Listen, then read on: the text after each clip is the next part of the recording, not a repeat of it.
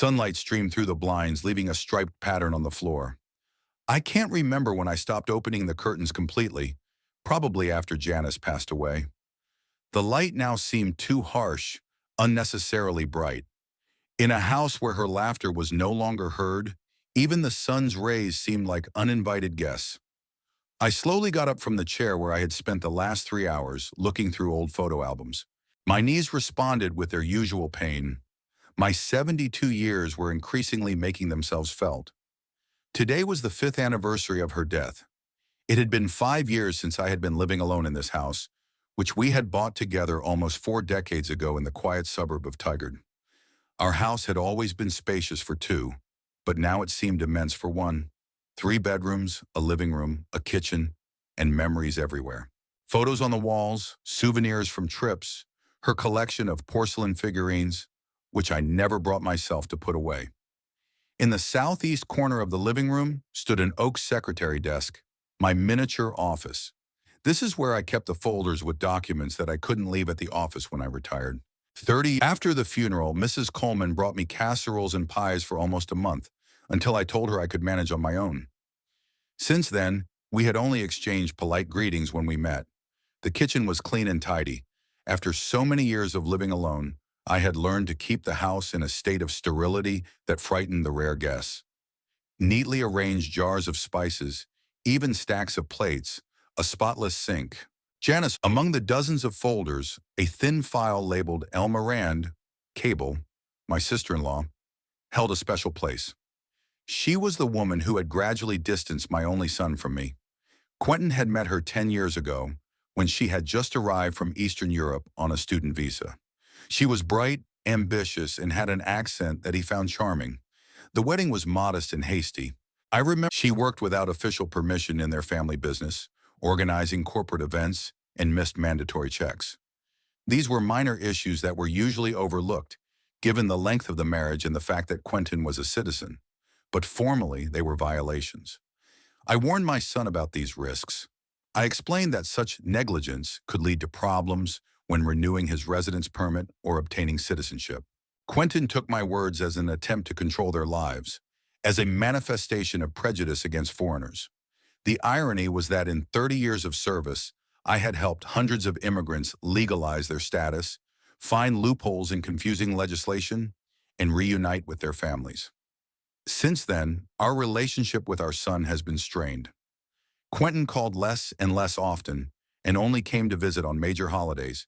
And after Janice's death, visits were reduced to just 1 or 2 a year. Elma became a master of excuses. The children were sick, business matters, another renovation. I saw my grandchildren, Hazel and Ted, so rarely that they seemed embarrassed to call me Grandpa.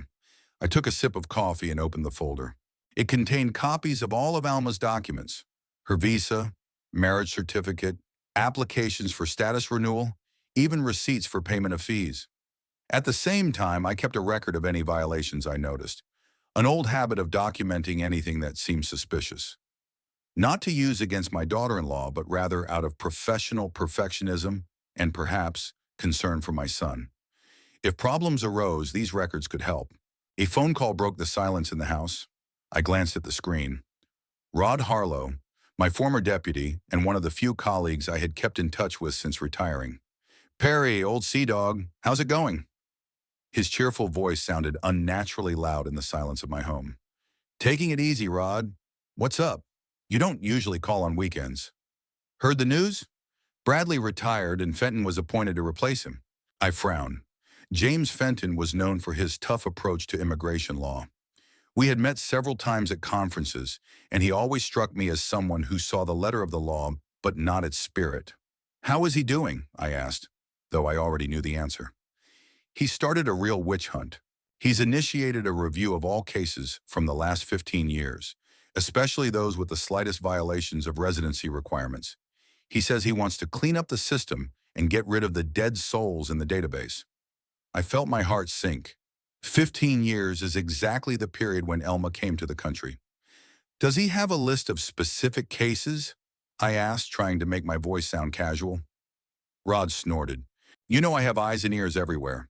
The first batch of cases has already been selected for review, about 100. And you know what? Your sister-in-law is on that list. I gripped the phone tighter. Are you sure? Absolutely. Elma Rand, who obtained citizenship through marriage to Quentin Campbell, your son. The case is flagged because she missed 2 mandatory interviews and worked without a permit between 2020 and 2022. This is exactly what I warned Quentin about. Typical negligence that usually goes unpunished, but not with a boss like Fenton. When will the checks begin? I asked, already considering my options. The first notifications will be sent out in a week. I think yours will arrive next Tuesday or Wednesday. I was silent, thinking about the situation. Despite our strained relationship, I couldn't let Quentin and his family face immigration problems, especially because of the violations I had warned him about. Rod, I need a favor. He laughed. I thought so. What do you want? Can you postpone the inspection of Elma? At least for a month until I talk to Quentin. Perry, do you understand what you're asking? Fenton personally reviews all postponements. Tell him the case requires additional documentation. Use my Protocol 97. Fenton is new enough not to know all our old procedures. Protocol 97 was a bureaucratic trick I had created many years ago. It allowed a case to be delayed under the pretext of requesting additional documents from the National Security Archives, a process that never took less than a month. Rod sighed. All right, old friend. I'll do it for you, but only for a month, no more. And you'll have to deal with your sister-in-law yourself. Thanks, Rod. I owe you one. You owe me big time. You owe me a bottle of that scotch you brought back from your trip to Edinburgh. After the conversation, I sat for a long time looking at the folder with Elma's documents. Now I had to decide how to use this information. Should I warn Quentin and Elma, help them prepare for the audit, or use the situation to finally dot the I's and cross the T's in our relationship? My thoughts were interrupted by the sound of an incoming message on my phone. The text was from Quentin, which was rare in itself. Hi, Dad. We want to invite you to a birthday party next Saturday. It will just be us, the kids, and you. Nothing fancy, just a family dinner. Let us know if you can make it. I reread the message several times. Quentin hadn't wished me a happy birthday for 2 years in a row, limiting himself to a formal card that I was sure Elma had chosen and signed. And suddenly an invitation like this, just after their case had been put on the list for review. Coincidence? Hardly.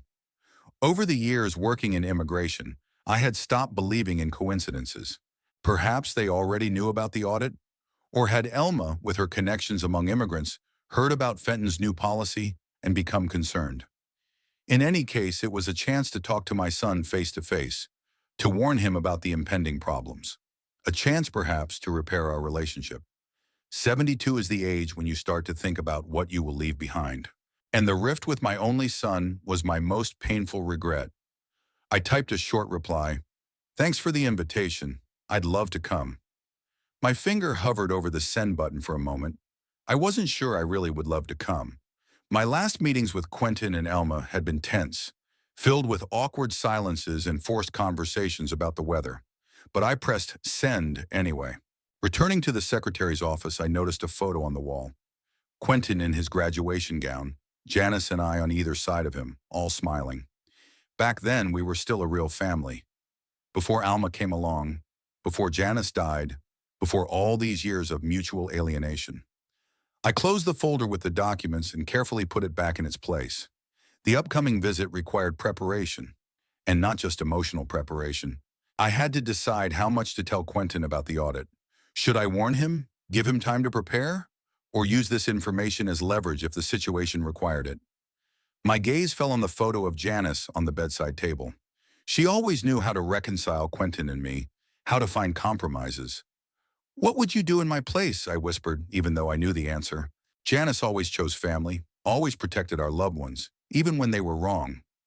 I decided to act according to the circumstances. I would go to the birthday party, see what the atmosphere was like, how they behaved, and then I would decide whether to reveal my cards or whether it would be better to help them secretly, as I had done all these years. Looking out the window, I saw that the clouds had thickened and it was about to rain. The weather in Thai Guard had always been changeable, especially at this time of year. Just like my life, I thought, which was once again preparing to throw me a curveball. The week leading up to the birthday dragged on slowly. I tried to keep myself busy with my usual activities, reading historical novels, watching documentaries about World War II, walking around the neighborhood. But my thoughts kept returning to the upcoming meeting with my son and his family. And of course, to that conversation 10 years ago that marked the beginning of our estrangement. Quentin brought Elma to our house for Thanksgiving. She was as bright as an exotic bird in our modest surroundings, tall, slender, with long red hair and bright red lipstick. She spoke loudly with a strong accent, laughing at every joke Quentin made. I noticed Janice raise an eyebrow, our family sign of surprise, when Elma called herself a future American. She's on a student visa, Quentin explained, studying business administration. I nodded, hiding my professional interest. A student visa is a common first step for those who want to stay in the country. It's legal but requires compliance with many conditions. Where are you staying, Elma? I asked between the second and third glasses of wine. With a friend on campus, she replied, but I'll be moving in with Quentin soon. That was the first red flag. Foreign students are required to live on campus or in registered housing. Does your university know about this? I asked. Dad, Quentin interjected, it's just a formality. Everyone does it. Formalities in immigration law matter, son, I replied, not suspecting that this conversation would become a template for all our future conflicts. 3 months later, they announced their engagement. Another month later, they got married, a modest ceremony at the city hall, without a lavish celebration. Janice cried, but not only out of happiness. It's too soon, she whispered to me. They hardly know each other. I knew that many foreigners use marriage to obtain citizenship. It was a legal route, if the relationship was genuine. But my professional suspicion made me doubt. I conducted an unofficial check on Elma.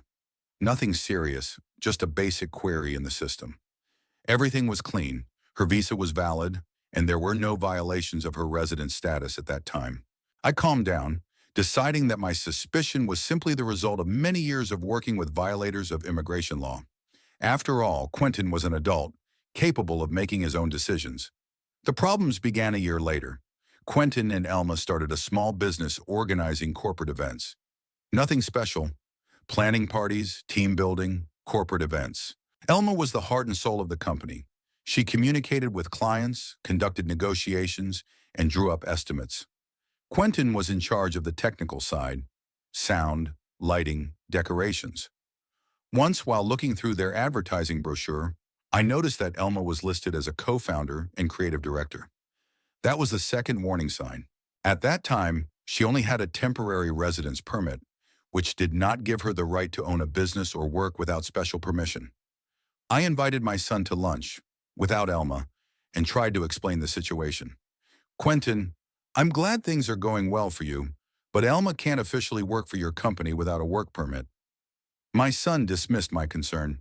Dad, everyone does it. She's my wife, and it's our business. The law doesn't make exceptions for married couples, I argued. If her status is checked, there could be problems. We have nothing to fear, Quentin replied with the confidence of someone who had never dealt with immigration bureaucracy. We're not breaking any rules. Technically, you're violating at least 3 points of the immigration code, I began to list. But Quentin interrupted me.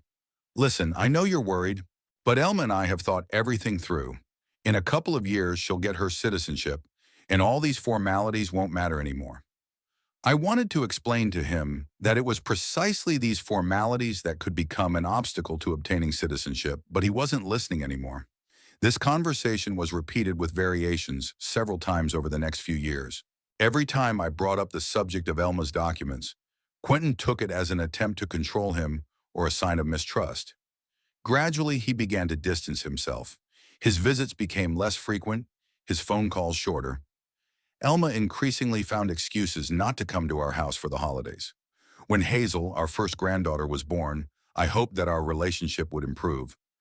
I helped delay the check using my connections, but warned Quentin that such carelessness could cost him dearly. He accused me of intimidation.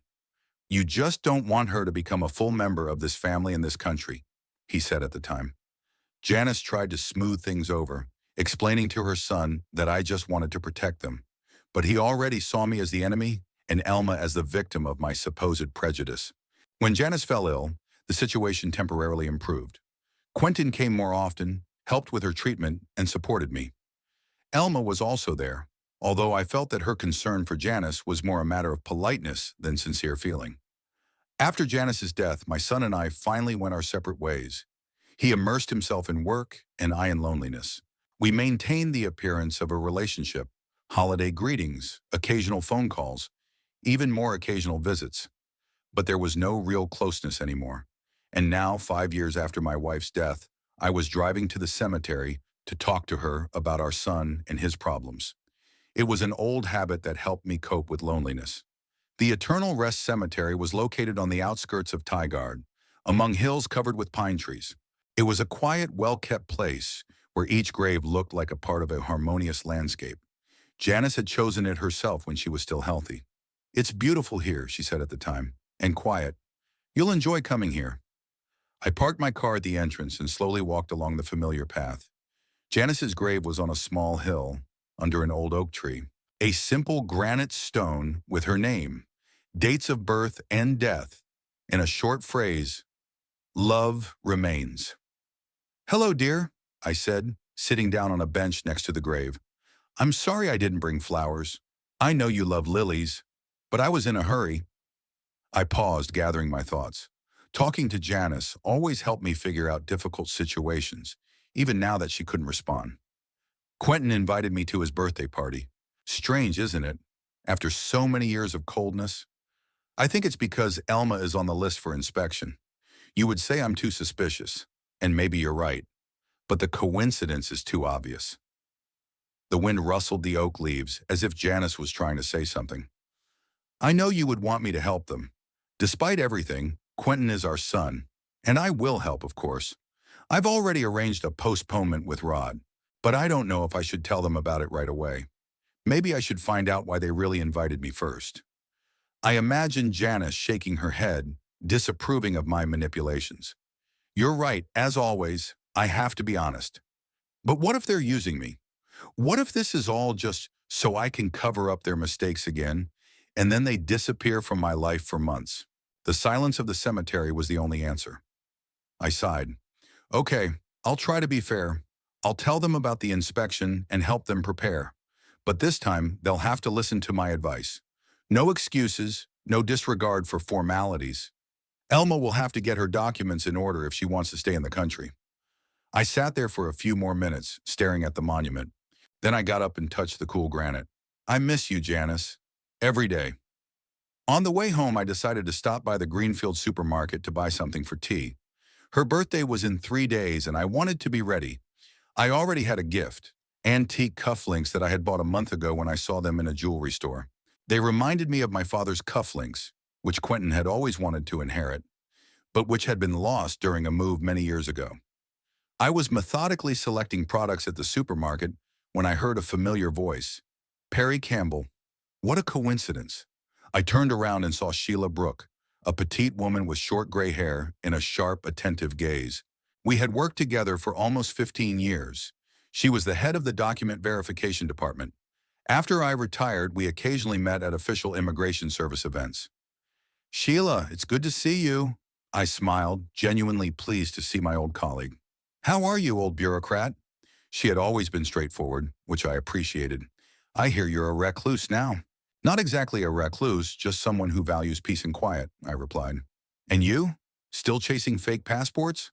"Not anymore. I retired last year," she said, taking a packet of pasta from the shelf and putting it in her basket. "But I've kept some connections. For example, I know that your former protege, Rod Harlow, is now the new boss's deputy." "Yes, he mentioned it," I said, trying to sound uninterested. "And I've also heard," Sheila lowered her voice, "that there's going to be a big purge. Fenton has decided to review all cases from recent years, especially those involving violations of residency requirements." I tensed up. Sheila was always well-informed, sometimes even better than the current employees. "Yes, I've heard something like that. Be careful, Perry." She looked me straight in the eye. "Fenton is not one to do favors for former colleagues. If you know anyone with immigration issues, they'd better get their affairs in order. And quickly." I realized she knew about Elma. Sheila always knew more than she let on. "Thanks for the warning," I said sincerely. "I'll pass it on to the right people." "Do that," she patted me on the shoulder. And come over for tea sometime. I've moved to Maple Street, number 36. I have an excellent whiskey collection that no one can appreciate. I'll be sure to stop by, I promised. We said goodbye, and I continued shopping, but my thoughts were already far away. Sheila's warning confirmed the seriousness of the situation. If even retirees knew about the upcoming inspections, the rumors had surely reached the immigrant communities. Perhaps Elma already knew, and that was why she and Quentin had decided to restore their relationship with me. I spent the next few days in doubt and reflection. Part of me wanted to call Quentin immediately, warn him about the inspection, and offer my help. Another part insisted on caution. Too many times my attempts to help had been perceived as interference. I decided to wait until their birthday, observe their behavior, and then make a decision. On Saturday, I carefully prepared for the visit. I put on my best tweed jacket, a gift from Janice on our last anniversary. I styled my hair and trimmed my beard. I put the gift in a bottle of good whiskey in the trunk of my car and set off. Quentin and Elma lived in a new neighborhood in Tigard, built up with identical two-story houses with small, neat lawns. Their house stood out with its bright blue front door and flower bed with exotic flowers. Elma's passion for bright colors was evident in everything. I parked on the driveway next to their minivan and sat for a few minutes, gathering my courage. My last visit had been almost 6 months ago at Christmas and had ended in awkward silence after Elma had commented on my outdated views on parenting. Finally, I picked up the gift, the bottle, and headed for the door. Before I could knock, the door swung open and Quentin appeared on the threshold, tall with a receding hairline and thin-rimmed glasses, so much like me in my youth that my heart sank. "Dad?" His smile seemed strained. "You're right on time, as always." "Happy birthday, son." I handed him the gift and the bottle. "Thanks, you shouldn't have." Hunter, he glanced at the bottle of whiskey. "Macallan, 18 years old? Wow, that's your favorite." "I thought we could have a drink together," I said, walking into the house. The living room was immaculately tidy. Elma's work, no doubt. Every surface gleamed, every pillow on the sofa was fluffed and arranged at a precise angle. On the walls were professional family photos in matching frames. I noticed that I wasn't in any of them, just Quentin, Elma, and the kids. Elma emerged from the kitchen as slender as ever, her red hair pulled back into an elaborate style, her makeup flawless. She was wearing an elegant burgundy dress, which I was sure was quite expensive. "Perry," she nodded with a polite smile, making no attempt to hug or shake hands. "I'm so glad you could come. The children will be happy to see their grandfather." There was a false note in her voice that I had learned to recognize over years of working with people who hid their true intentions. Elma was not happy about my arrival, but she diligently played the role of the hospitable daughter-in-law. "Where are my grandchildren?" I asked, looking around. "In their rooms," Quentin replied. "Hazel, Ted, come down. Grandpa's here." There was a patter of footsteps upstairs, and soon the children appeared on the stairs. Hazel, 9 years old, with long red hair like her mother's but with my gray eyes. And Ted, 6 years old, a carbon copy of Quentin as a child. The same stubborn chin, the same curious brown eyes. They came down and stopped a few steps away from me, clearly not knowing how to behave. I dropped to one knee to be at their eye level. "Hello, kids. You've grown so much since we last met." Hazel nodded without looking up. "Hello, Grandpa." Ted, more outgoing, stepped closer. "Did you bring presents?" "Ted," Elma scolded him. "Don't talk like that." "It's okay," I smiled and took 2 small boxes out of my pocket. Of course I did, for my favorite grandchildren. The children carefully took the gifts. Hazel received a silver brooch in the shape of a fox. Janice collected such brooches, and I thought my granddaughter would like this family tradition. I gave Ted a folding pocket knife with a wooden handle. Safe for a child his age, but a real one. "A knife," Elma frowned. "He's too young for that, Perry." "I had one at his age," I replied. "So did Quentin." My son nodded with a slight smile. "The first genuine one of the evening?" "Yes, I remember. You taught me how to carve figures out of wood." "It doesn't matter," Elma insisted. "Times are different now. Ted, give the knife to your dad. He'll keep it until you're old enough." The boy reluctantly handed the knife to his father. I felt a pang of irritation, but said nothing. This was no time for conflict. "Come into the dining room." Elma pointed to the door on the left. "Lunch is almost ready." Quentin, show your father where he can wash his hands. My son led me through the living room to a small bathroom. I'm sorry about that, he said quietly when we were alone.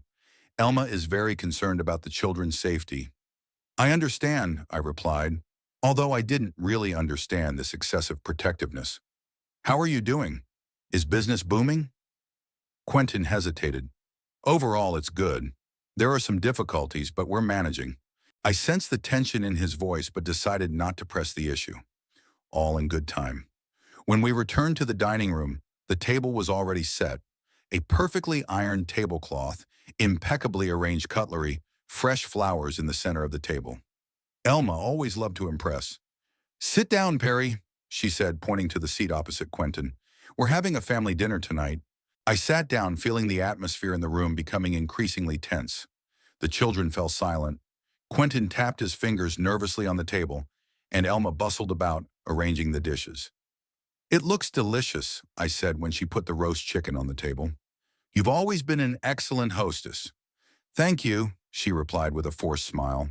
I hope you enjoy it. Dinner began, filled with awkward pauses and formal conversation about the weather, the children's school, and new neighbors. I sensed that there was more to this mundane conversation, that Quentin and Elma wanted to say something, but were waiting for the right moment. It was only after dessert, a magnificent chocolate cake that I was sure had been bought at a bakery and not made by Alma, that Quentin cleared his throat and said, Dad, we're very happy you came today. We have a special gift for you. I tensed, preparing for anything. We have a special gift for you, Quentin repeated, exchanging a quick glance with Alma. She got up from the table and left the room, returning a few seconds later with a large box wrapped in blue gift paper with a gold bow. The box was about 30 by 40 centimeters, quite heavy, judging by the way Elma was holding it. Happy birthday, Perry, she said, placing the box on the table in front of me. I looked at the box, then at their faces. Quentin looked tense, beads of sweat forming on his forehead. Elma, on the other hand, was barely holding back a smile, but not the warm smile that close people exchange. It was a smile of anticipation, like a cat that had cornered a mouse. The children watched with curiosity. Hazel, the more sensitive of the two, seemed concerned, as if she understood that something was wrong. Ted was just happy to be at the center of some adult activity. Thank you, I said, carefully accepting the box. Don't worry about it.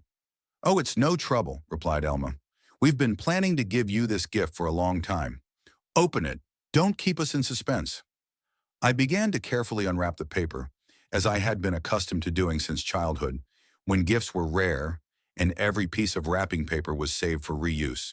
Go ahead. I slowly looked up, meeting Quentin's gaze, then Elma's. They looked at me expectantly, like theater-goers waiting for the climax of a performance. That's an interesting joke, I said, trying to remain calm. Elma laughed, no longer hiding her amusement. It's not a joke, Perry. We paid the deposit and the first month's rent. Take a closer look at the box. I looked down and noticed that there were documents under the brochures. I pulled them out and saw a contract for residence at the Sunny Harbor nursing home. My name was already filled in on the form. All that was left was to sign it. We thought you'd be better off there, Elma continued, ignoring my stony face. They have everything you need: medical care, entertainment, socializing with people your own age. And we'll have peace of mind knowing that you're being cared for by professionals. Elma's right, Dad, Quentin interjected. His voice sounded uncertain, but he continued. At your age, it's dangerous to live alone. And there, you'll be under supervision. My age? I asked quietly. I'm 72, Quentin. I'm fully capable and healthy. Right now, yes, Elma nodded. But no one knows what will happen in a year or two. It's better to decide this in advance, while you can still participate in the decision-making process. Her words sounded reasonable, but her tone was condescending, as if she were talking to a child or someone who was no longer capable of understanding their own interests. Did you discuss this with me? Did you ask my opinion? I addressed Quentin, but Elma replied, We knew you would be stubborn. All old people resist at first, but then they get used to it and even thank us. All old people, I repeated, feeling a wave of anger rising inside me. And how many old people do you know, Elma? Enough, she shrugged. My friends' parents, clients of our business. They all eventually admit that a nursing home is the best option. Quentin looked increasingly uncomfortable, but he didn't stop his wife. He looked at Dad, Quentin began, but Elma interrupted him. Yes, Perry, if you want to know the truth, you're a burden with your old-fashioned views, your criticism of our decisions, your constant I know better. Old people belong in nursing homes, not in the affairs of young families. Her words hung in the air like a slap in the face. Ted and Hazel stared at their mother with wide eyes, clearly shocked by her tone. Elma, Quentin snapped at her. The children, let them hear, she cut him off. They need to understand how the world works too. Older people should know their place and not interfere with the lives of young people. She turned to me with a triumphant look. Sunny Harbor's a great place, Perry. You'll be fine there. And if not, well, at least you'll be far away from us and won't be able to constantly remind us that we're doing something wrong. I looked at her, and suddenly everything fell into place. That's why they invited me here right now. Not because of Elma's documents, but because they had found a way to finally push me out of their lives. Under the guise of caring, they wanted to get rid of an inconvenient old man. Quentin and Elma watched my reaction. She was defiant. He was increasingly uncomfortable. They were clearly expecting protests, maybe even an outburst of anger, something that would confirm their perception of me as a difficult, stubborn old man. But during my many years working in immigration, I had learned to keep my emotions under control, even in the most stressful situations. I took a deep breath and looked at the children. Hazel, Ted, could you go upstairs and play? We adults need to talk in private.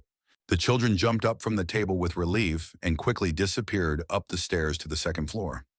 When their footsteps faded away, I turned to Elma and Quentin, keeping my voice calm. You know, I'm not surprised by this gift. I felt for a long time that you wanted to get rid of me, but the timing is interesting. Quentin tensed up. What do you mean? I mean that you decided to give me a nursing home right now when the Immigration Service is starting a large-scale document check. Elma turned pale but quickly regained her composure. I have no idea what you're talking about. Really? I smiled, taking out my phone. Then you'll be interested to know that last week I spoke to Rod Harlow, my former deputy, who now works under the new head of the Immigration Service, James Fenton. I noticed Elma flinch involuntarily at the mention of that name, so she did know after all. Fenton has initiated a review of all cases from the last 15 years, I continued, especially those involving violations of residency requirements. And you know what? Your case, Elma, was in the first batch to be reviewed. Now Quentin turned pale. What? Why didn't you tell us before? When should I have told you? I asked calmly. During the 6 months we didn't see each other? Or maybe when you gave me that gift with a hint to get lost? Elma began tapping her fingernails nervously on the table. This is a bluff. You're trying to scare us. You think so? I smiled again. Let's check it out. Remember how in 2020 you worked without permission in your business? Or how you missed 2 mandatory interviews to renew your status in 2021? Her face froze, confirming my words. How did you? I worked in immigration for 30 years, Elma. Do you think I didn't notice the violations? I warned Quentin, but you both dismissed my words as the grumbling of an old man. I turned to my son. All the time you were avoiding me, considering me a burden, I was quietly covering up your mistakes. I used my connections to divert the inspector's attention away from you. And even now, upon learning of the new investigation, I asked Rod to postpone the review of Elma's case. Quentin looked stunned. You did that? Why? Because you're my son, I replied simply. No matter what. Silence hung in the room. Elma sat motionless, her red hair almost fiery in the lamplight, but her face was white as chalk. What happens next? She finally asked, and there was no longer any superiority or sarcasm in her voice, only fear. With the investigation, I clarified, Rod was able to delay it for a month using one of the old bureaucratic tricks.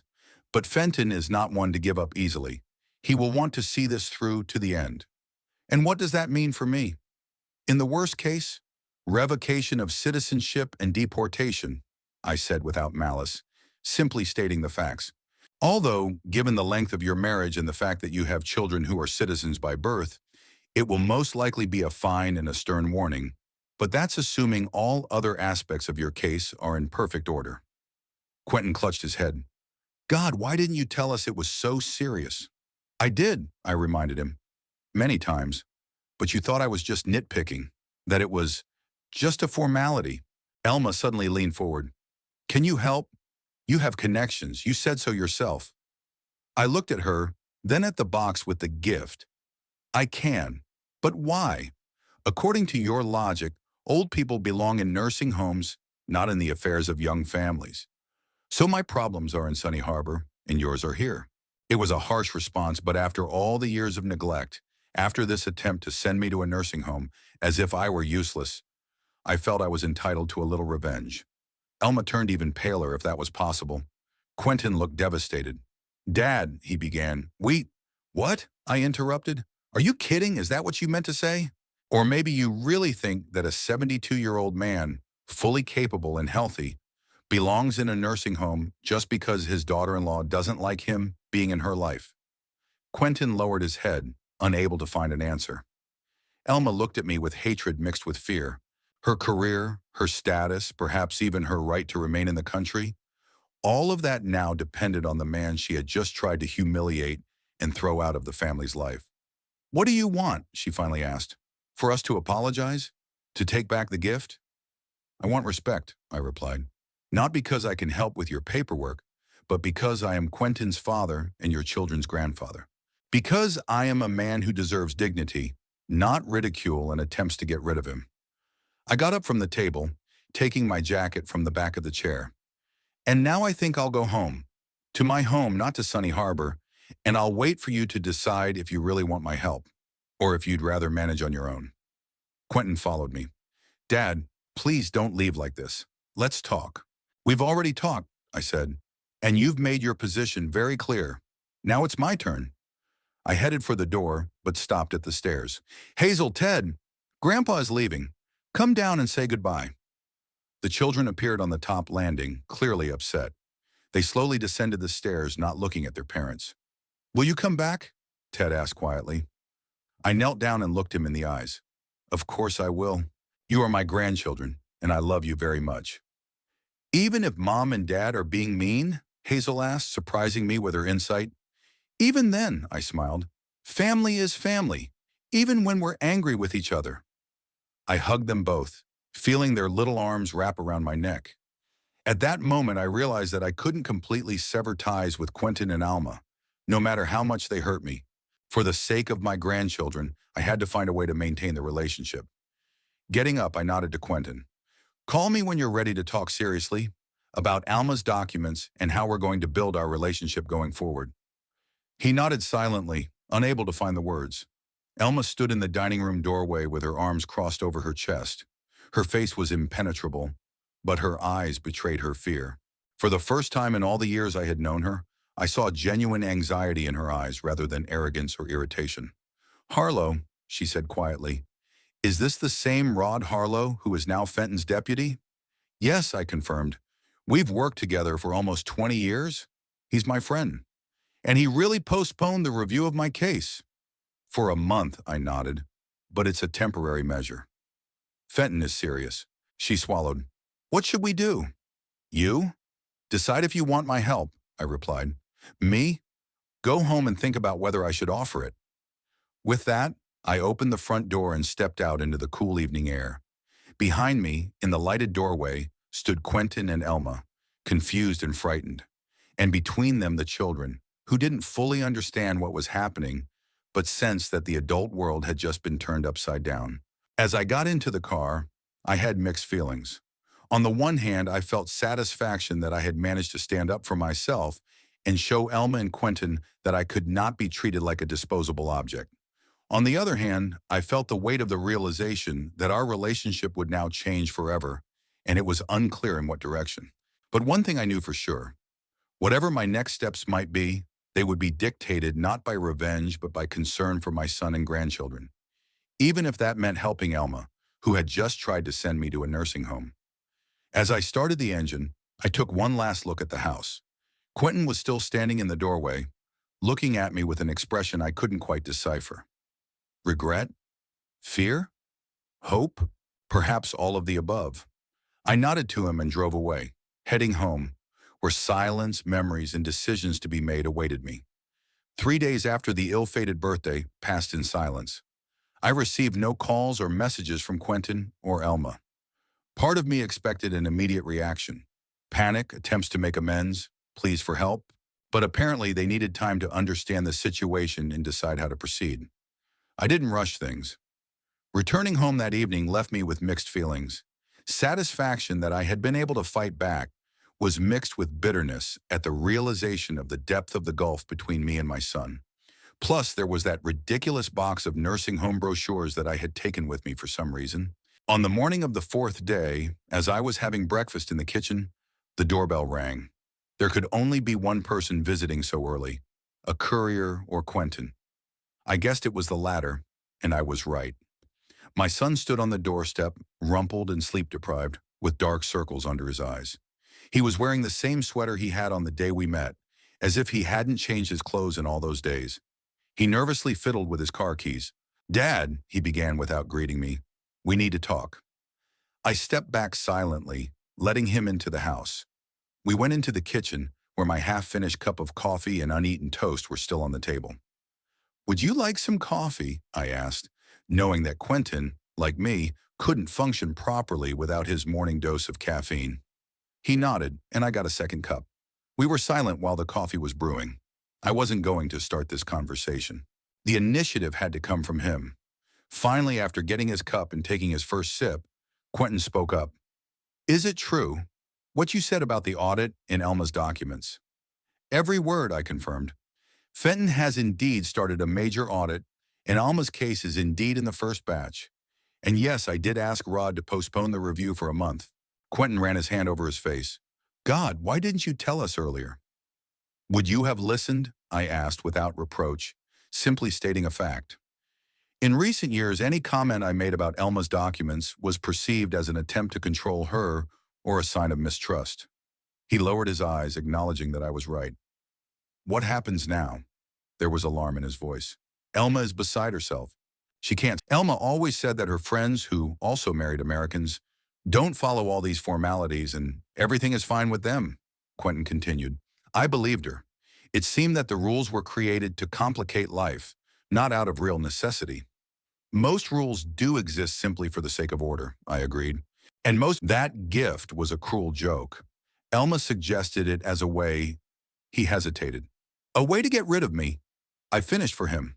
"No," he protested, but then gave in. "Yes, partly. She thought you were interfering too much in our lives, that your constant reminders about paperwork and rules were a way to control us." "And you agreed with her," I said. "It wasn't a question. I just wanted peace in the family." He looked ashamed. "Elma was unhappy when I insisted on maintaining a relationship with you. She said you didn't accept her, that you looked down on her." I sighed. Of course, that's how it looked from her point of view. My warnings about the need to comply with immigration laws were perceived as nitpicking, as a way of emphasizing her foreignness. "I never had anything against Elma as a person," I finally said. "My warnings were only about her documents, because I knew that sooner or later it could become a problem." Quentin looked at me with a pained expression. I know now. And I'm ashamed that it took the real threat of deportation for me to understand that. "Don't dramatize it," I shook my head. "Deportation is a last resort. Given the circumstances, it will most likely be a fine and a warning. But to do that, we need to get all the other aspects of her case in order." "How do we do that?" Hope appeared in Quentin's voice. I got up and went to the secretary in the living room. Opening one of the drawers, I took out a familiar folder labeled Elma Rand Campbell and returned to the kitchen. "Here." I placed the folder in front of my son. "Here are copies of all of Elma's documents that I've managed to collect over the years, and my notes on what needs to be corrected." Quentin opened the folder suspiciously. "You've been keeping a file on my wife all this time?" "Not a file," I corrected him. "Insurance, in case something went wrong. Like now." He leafed through the documents, pausing at my notes in red ink. "Missed interview. No proof of address. No work permit." "God, are these all serious violations?" he asked, turning pale. "Individually, no," I shook my head. "But together they paint a picture of someone who disregards the rules. And that's exactly what Fenton is looking for." "What can we do?" "First, find explanations for each violation. I sat down next to him and began reviewing the documents with him. For example, the missed interview can be explained by pregnancy. We have medical records confirming that Elma was 7 months pregnant at the time, and the doctor did not recommend long trips. Quentin nodded, listening intently. Second, we need to urgently apply for a work permit. It's impossible to do it retroactively, but at least from now on, everything must be done according to the rules.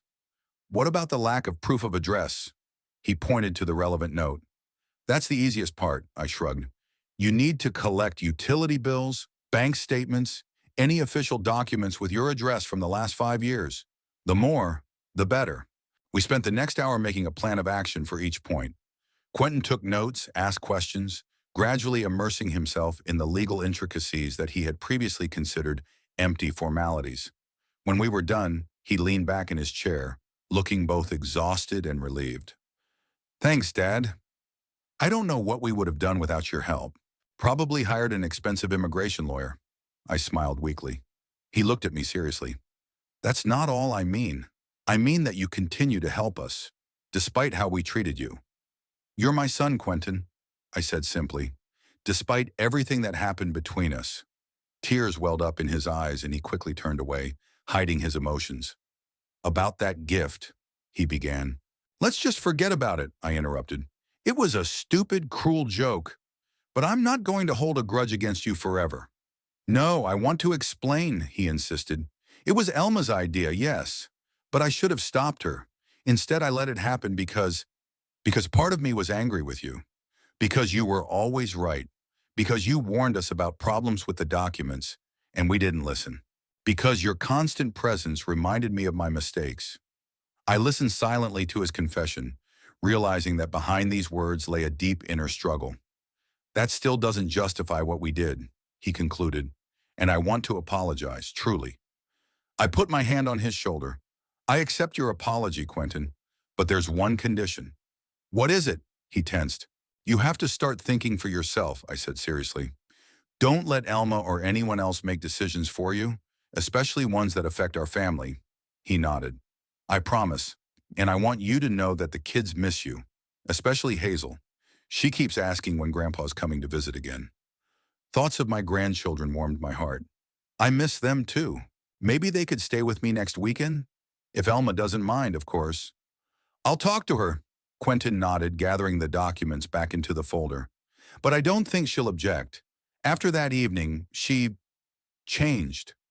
Changed? I raised an eyebrow. She's scared, he explained. I've never seen her like this before. She's usually confident, always knows what to do. Now she constantly checks her email and flinches at every phone call. Yesterday, she burst into tears when they showed a report on deportations on TV. I felt a pang of regret. Despite all our differences, I didn't want Elma to suffer, especially considering that her fears were exaggerated. Listen, I looked my son in the eyes. Tell her that it's not as bad as she thinks. Yes, there will be an inspection. Yes, there may be trouble. But if we prepare properly, the worst that can happen is a fine. Are you sure? There was hope in his eyes. Almost. I didn't want to give a 100% guarantee. There's always room for surprises in immigration law. But I know the system. I know the people. And I'm on your side. Quentin stood up, ready to leave. Thanks, Dad. I'll tell Elma everything you said, and we'll start gathering the documents today. I walked him to the door. Before leaving, he unexpectedly hugged me, for the first time in many years. The hug was awkward, but sincere. Dad, he said quietly, I'm really sorry about everything. I know, son, I replied. Me too. After he left, I sat in my chair for a long time, trying to sort out my feelings.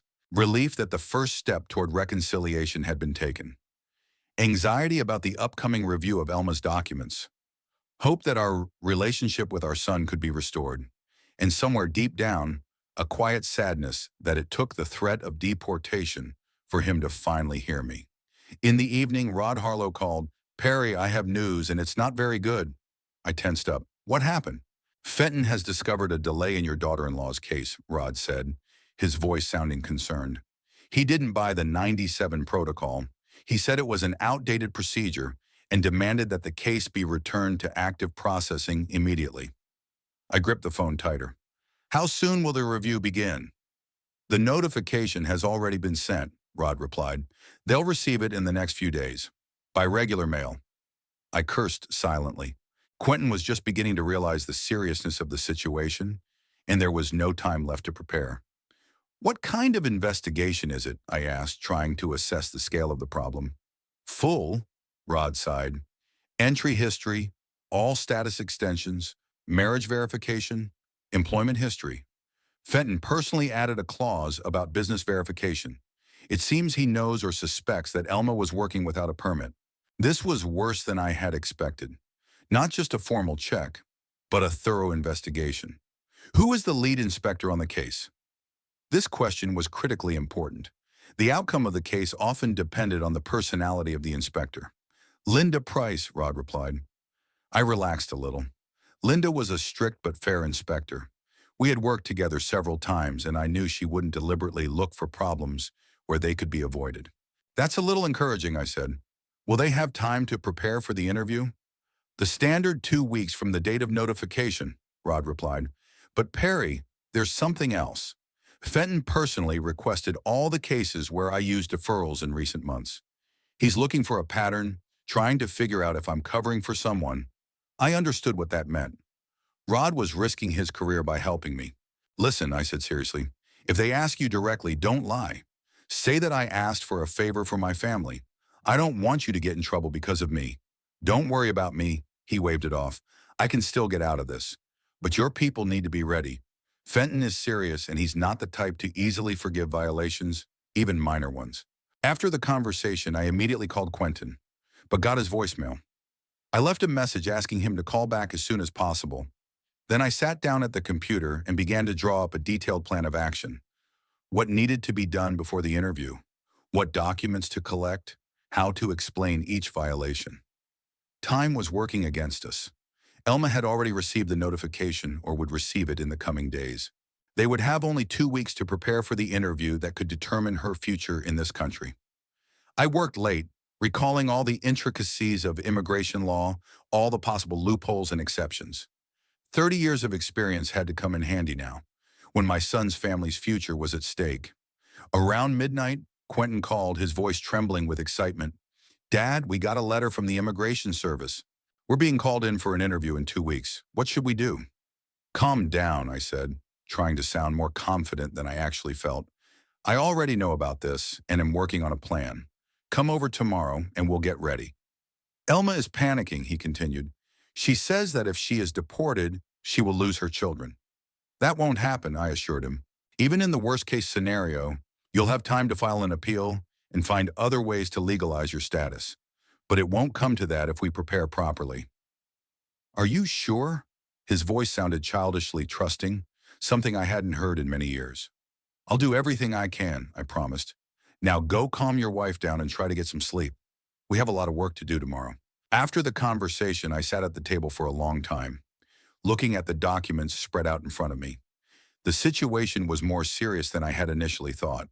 Fenton clearly knew more than he should have about Alma's violations. Perhaps he had an informant among her acquaintances, or perhaps he simply possessed the same intuition that I once had, sensing where to look for problems.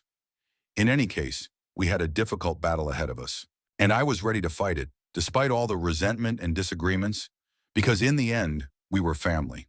Imperfect, complicated, sometimes toxic, but family. Before going to sleep, I approached the photo of Janice on the bedside table. What would you say now, dear? I asked quietly. That everything will work out? That family is more important than resentments? You would probably be right, as always. I touched her smiling face in the photo with my fingers. I'll help them, I promise. For you, for the grandchildren, for our son. Even if it means working with Alma again, who wanted to send me to Sunny Harbor. That night I slept restlessly, but with the feeling that, despite all the difficulties, we had a chance. A chance not only to solve the problem with Elma's documents, but also to restore family ties that seemed irretrievably lost. The following week turned into a marathon of preparation for Elma's interview. Every day, Quentin brought new documents, bank statements, tax returns, children's birth certificates, letters from friends and neighbors confirming the authenticity of their marriage. My dining table became the headquarters for the operation to save Elma's status. Elma herself arrived only on the third day, with obvious reluctance and poorly concealed discomfort. Her red hair was pulled back into a simple ponytail, and her face, usually flawlessly made up, looked pale and tired. It was the first time I had seen her without her mask of confidence and superiority. "Hello, Perry," she said quietly as she crossed the threshold of my house. "Thank you for agreeing to help." "Elma," I nodded, trying not to show either triumph or malice. "Come in. We have a lot of work to do." The three of us sat at the table, going over every aspect of her immigration history, preparing answers to the inspector's possible questions. "They'll ask why you missed the mandatory interviews," I said, looking at the dates on the documents. "What will you say?" Elma nodded, listening intently. Her attitude toward me had changed noticeably. The hostility had disappeared, giving way to the nervous attentiveness of a student before a strict teacher. We spent several days on this exercise. Elma began to come alone while Quentin was busy with their business. Gradually, the atmosphere between us became less tense, though not friendly. "Why are you doing this?" she asked one of those days when we finished rehearsing the inspector's possible questions. "After what I did," I looked her in the eyes. "Because you are the mother of my grandchildren, the wife of my son. Whether I like it or not, we are family." She lowered her gaze. "I never thought I would find myself in this situation. I always thought I was smarter than the system." "No one is smarter than the system," I remarked. "You can only learn to play by its rules to find flexibility within the law." The day before the interview, I decided it was time to dot the I's and cross the T's. I invited Quentin and Alma over for a serious talk. They arrived in the evening, leaving the children with a neighbor. We sat in the living room, they on the sofa, me in my favorite armchair. On the table between us were cups of tea that no one touched. "Tomorrow is an important day," I began. "I've done everything I can to prepare you for the interview, but there are things we need to discuss before that." They looked at me warily, as if expecting a catch.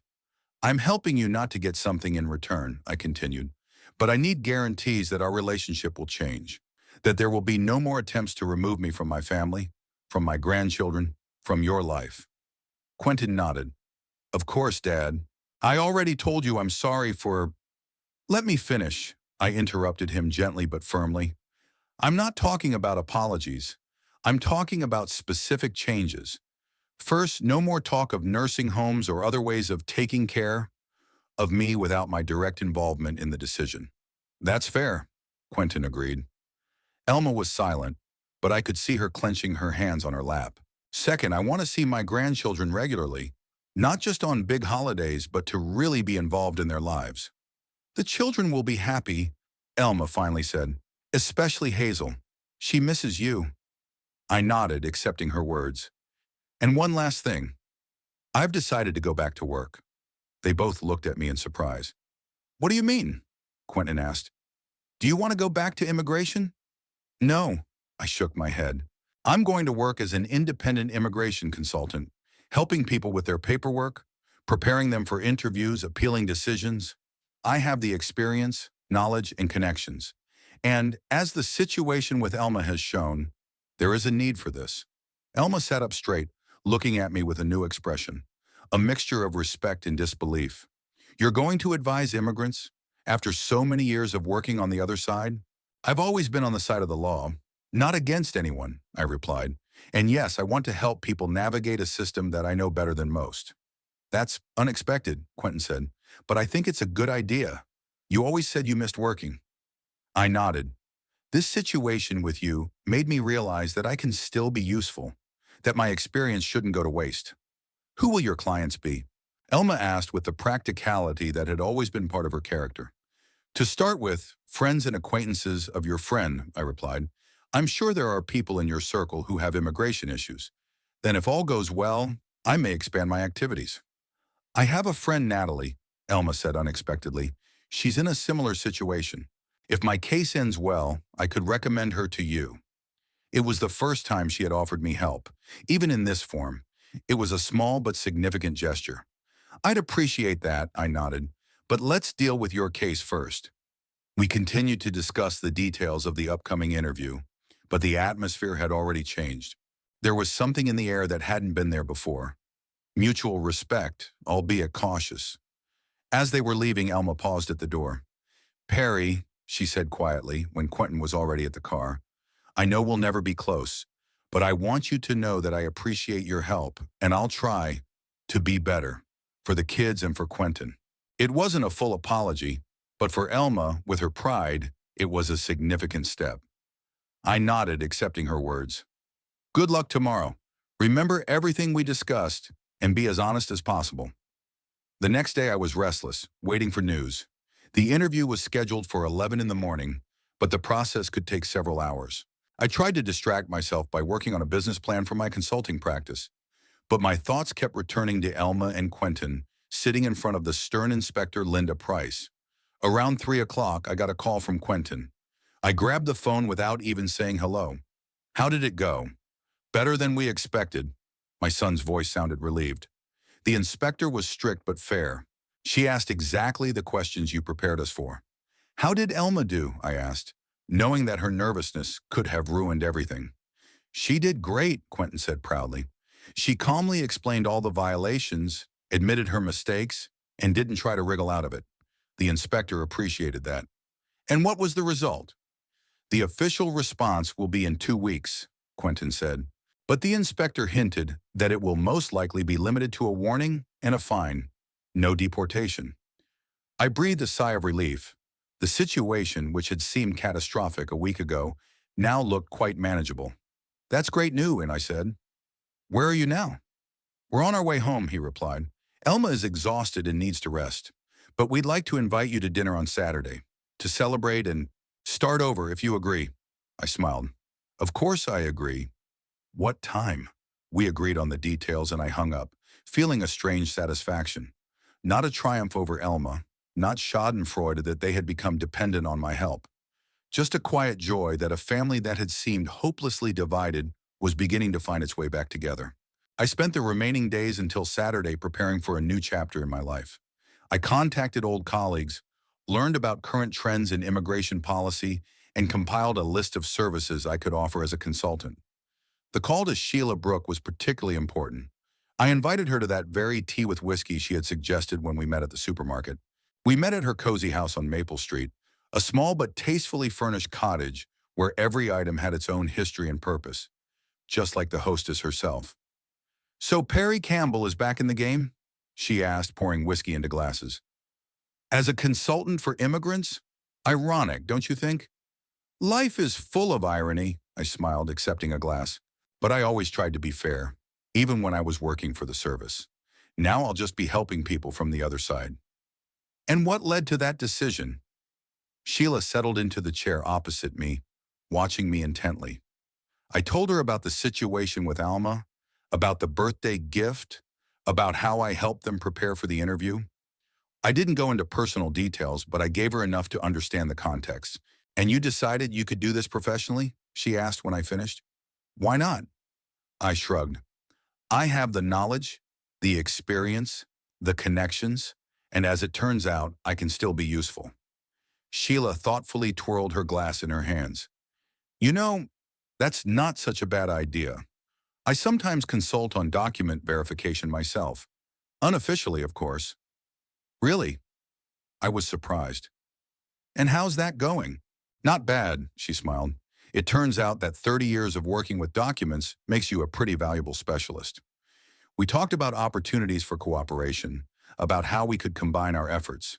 Sheila, with her expertise in verifying the authenticity of documents, would perfectly complement my knowledge of immigration law and procedures. "We could become partners," she suggested at one point.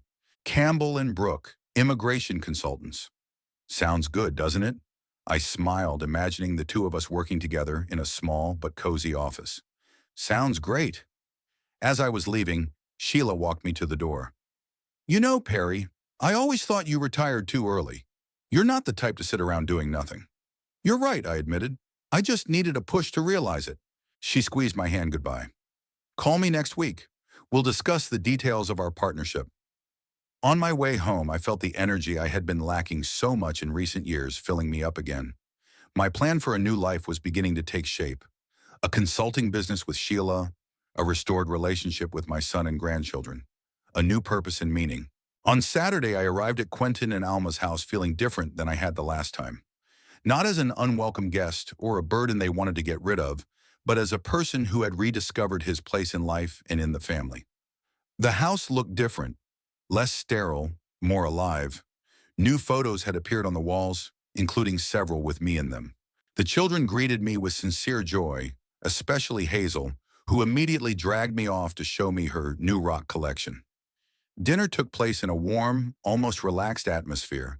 Elma was reserved but polite. Quentin was open and attentive.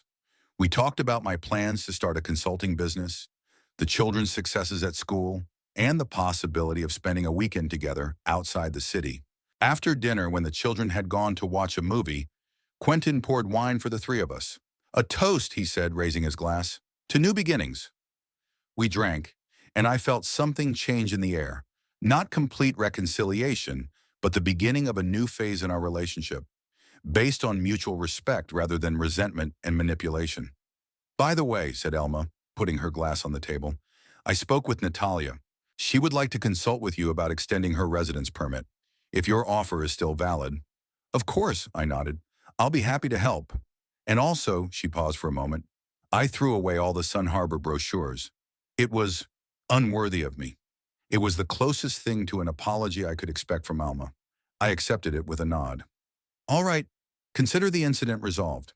Later, when I was leaving to go home, Quentin walked me to my car. "Thanks, Dad," he said quietly, "for everything." "You're welcome," I replied. "Just don't lose touch again." He nodded and we hugged, genuinely, without awkwardness or tension. At home, I sat down in my favorite chair, looking at a photo of Janice. "You would have been proud of me today," I said quietly. I didn't let resentment destroy our family. And I found a new path, a new goal. The following week, Sheila and I rented a small office near downtown Tigard. It was a modest space with 2 desks, computers, and a small reception area for clients. A sign appeared on the door. "Campbell and Brooke, immigration consultants." Natalia, Elma's friend, became our first official client. Others followed, first from Elma's circle of acquaintances, then through referrals, then from the immigrant community, which quickly learned about the former immigration officer now helping from the other side. I found that the work brought me much more satisfaction than I had expected. Every case resolved, every family that avoided separation, thanks to correctly completed documents, gave me a sense of purpose and meaning that I had been lacking since retiring. My relationship with Sheila also developed, first as a business partnership, then as a friendship, and then, time will tell. At 72, I was in no hurry to make romantic commitments, but I enjoyed her company, her sharp mind, and her unexpected sense of humor. Quentin, his family, and I had found a new balance. I saw my grandchildren regularly, and sometimes they stayed with me for the weekend. Elma still kept her distance a little, but without the hostility she had shown before. She even recommended our consulting services to her business community, which led to several corporate clients. Sometimes, sitting in my armchair in the evening after a busy day at work, I would remember that gift, the box of documents from the nursing home that was supposed to be my final resting place, a place where I would not interfere with the young people living their lives. Life had other plans. Instead of quietly fading away in Sunny Harbor, I found a new purpose, new relationships, and a new meaning to my existence. And even though it happened through conflict and pain, the result was worth it. I wasn't looking for revenge. I wasn't trying to punish Elma and Quentin for what they did. I simply regained control of my life, showing that at 72, a person can still be useful, respected, and independent. At the Immigration Service, I learned one important thing. Every document, every visa, every status is not just a piece of paper. Behind them are human destinies, families, hopes. Now I use this knowledge differently, not for verification and control, but for help and support. And this perhaps was the main lesson of this whole story. It is never too late to change direction, find a new path, start over. Even when your closest friends and family have already written you off and prepared a box of brochures for a nursing home as a gift for your birthday.